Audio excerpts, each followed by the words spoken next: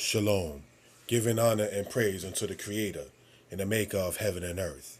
This is Yeshai Yisrael, going to go over some of the laws of the Torah for clarity and understanding purposes. Let's go, if we will, brothers and sisters, to Leviticus chapter 11, verse 1.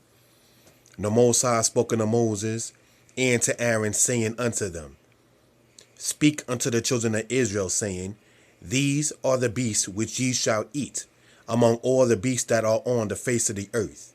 Whatsoever parteth the hoof, and is cloven-footed, and cheweth the cud among the beasts, that shall ye eat. Nevertheless, these shall ye not eat of them that chew the cud, or of them that divide the hoof, as the camel, because he cheweth the cud, but divideth not the hoof. He is unclean unto you. Verse 7.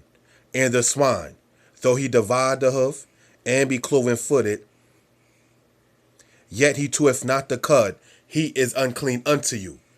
Verse 9. These you shall eat of all that are in the waters, whatsoever have fins and scales in the waters, in the seas, and in the rivers, them shall ye eat.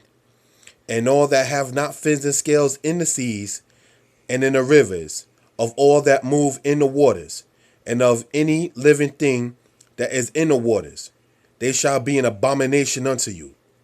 They shall even be an abomination unto you.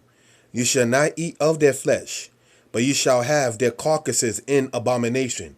Whatsoever hath no fins nor scales in the waters, that shall be an abomination unto you. Verse 27. And whatsoever goeth upon his paws, among all manner of beasts that go on all four, those are unclean unto you. Whosoever toucheth their carcass shall be unclean until the even. Verse 41. And every creeping thing that creepeth upon the earth shall be an abomination. It shall not be eaten. Verse 44. For I am the Lord your God. Ye shall therefore sanctify yourselves, and ye shall be holy, for I am holy. Neither shall ye defile yourselves with any manner of creeping thing that creepeth upon the earth. For I am the Lord that bringeth you up out of the land of Egypt to be your Elohim. Ye shall therefore be holy, for I am holy.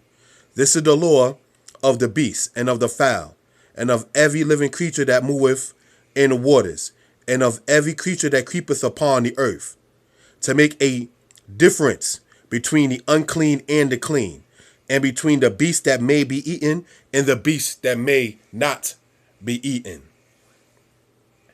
Ezekiel chapter 44, verse 23.